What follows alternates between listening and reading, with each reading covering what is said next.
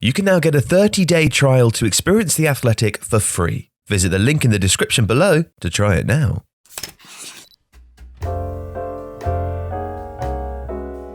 Hello, I'm JJ Bull and I'm an analyst for Tifo, and we're going to talk about the Champions League final, which Chelsea just won. Well done to them.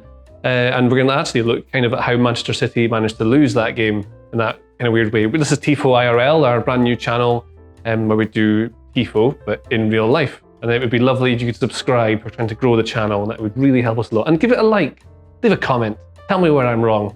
I can take it sometimes. So let's start with looking at what went wrong with the game, or how the game actually went. And I think we can look at, really importantly, was the lineups. So everyone thought Pep Guardiola would come up with some mad tactical thing. Does it count as a mad thing to not play Fernandinho or Rodri as a holding midfielder? So he played his 4-1-4-1. It was a 4-2-3-1 at certain times. One of these players would come in to join him as a double pivot here. But yeah. Ilkay Gundogan played as the 6. He was coming deep to get the ball between these two guys here. But the big problem is playing against Chelsea is that they're most dangerous in transition. We knew they were going to be... To stop them in the counter-attack is the most important thing. Who is City's best player at stopping people in the counter-attack? It's Fernandinho. Rodri gives you certain stability as well. And I mean, even it's very relevant in the goal that Chelsea scored. There's a couple of things that combine to make this, and Fernandinho, or the absence of him, is definitely one. Chelsea's shape, they're just so hard to break down. They don't leave any space really behind, so there's just no room here to get balls in behind, because they're close enough to the goalkeeper that he can come out and get it. If the ball goes wide, they just shift over. So the ball comes over here. Oh no, don't want to do. These guys shift over here. Werner maybe stays here. And there's just, they'll end up Sterling 1v1 with James. And if he manages to go past James, then Azpilicueta comes across and takes him out. So they ended up just being stuck all of the time against this block. It was yeah, there's no space behind it, no space through it, no space between the lines. They were really having not a good time. De Bruyne played as a false 9, didn't have a lot of the ball, didn't really enjoy himself. And then the goal, in fact, we'll just look at how this worked. The first game that City played against Chelsea under Tuchel and Guardiola was in the FA Cup semi-final. Chelsea won that game, and then Mason Mount was excellent in it. Fernandinho stayed tight to him a lot of the time, tried to kick him and get him off the ball. So you can see that City, this is roughly what this shape looked like. It's not exactly perfect, but they were in a 4-1-4-1 like this. Now, because Gundogan is playing as the 6, the pivot, what you want to call him, over here, he's kind of out of position. The ball goes from the goalkeeper out to Chilwell, so he would pull wide. That naturally makes Walker want to go to him, but he's caught between Mount and Chilwell, so he's not exactly sure where to go. So he kind of gets stuck with like this. Mount's then here, which then forces Stones to come out, try and get close, but he's not sure what to do because of where they are. Then Werner makes this run, which drags Diaz with him, and that leaves Havertz with all of this massive space here that he can run into. So it's a little error with a few different things, but the big problem is that Zinchenko just watches him go. Havertz starts going. Zinchenko doesn't realise how dangerous it is until he gets in, and he manages to go around Ederson and score. And it's the ball that Mount plays is unbelievable. It's all about this run from Werner. So sure enough, Werner missed a heap of chances, but without Werner, you do not score that goal. There is no way without that run that they would be able to do it. Now, where Fernandinho playing, you can see there's lots of, it probably would make a difference when the way they're building play, but in this kind of, and this is not even in transition really, this is just Chelsea building out. Fernandinho would have kicked it.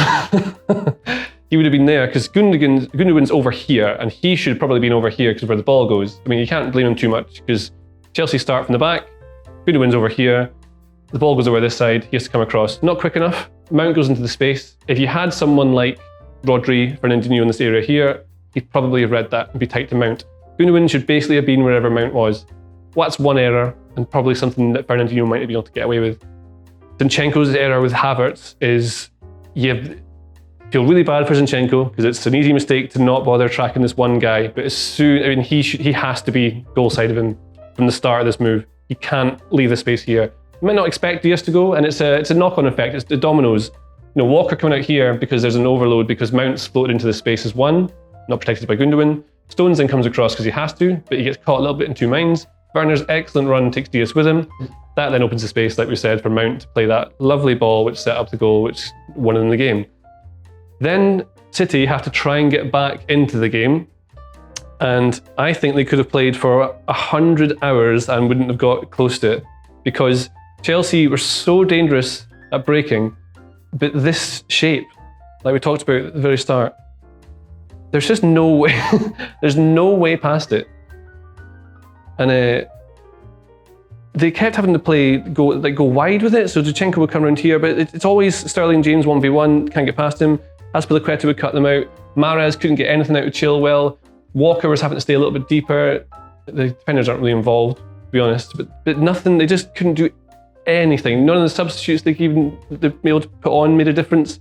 The best chances they had were when they were just knocking it long, because then they could get that little bit of space here and push Chelsea a little bit back and try and play off second balls. But you don't have any control of the game when you're doing that. It's mostly chaos. You're relying on the outcome of a dice roll, which is not what Guardiola's all about. And Thomas Tuchel has got it bang on. Did Guardiola get it massively wrong? If he'd played it again, you think he'd probably have started Fernandinho. It's not going to make much difference to how they build play, because Gundogan's making the same runs to help build from the back and help here. The problem is that as soon as they get into these areas, Chelsea just turn into this absolute beast of a thing. If I'll just draw them, like there's just no way past this. Like the whole team is stuck in this sort of, I don't know what we'll call this, a sketchy area. That's where they are. And yeah, the ball goes wide, they shift over, Chilwell comes and stops him.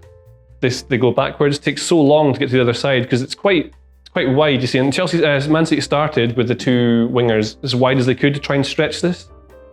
But the length of time it takes to get the ball from here to here, if you float the pass over, they can just shift over, they've got time to do it. If you go back, like City were doing, not like that, they're moving the ball goes back here, then sure enough, Chelsea can just sidestep, side to side, come back round and get in.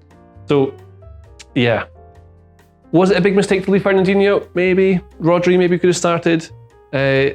Chelsea won it with, I think, the better tactical plan. They had them all nailed down. There was no space for them to do anything with. They were dangerous in transition. Werner's runs, Havertz was excellent all the way through the game. Reece James was exceptional. Sterling couldn't get anything out of him.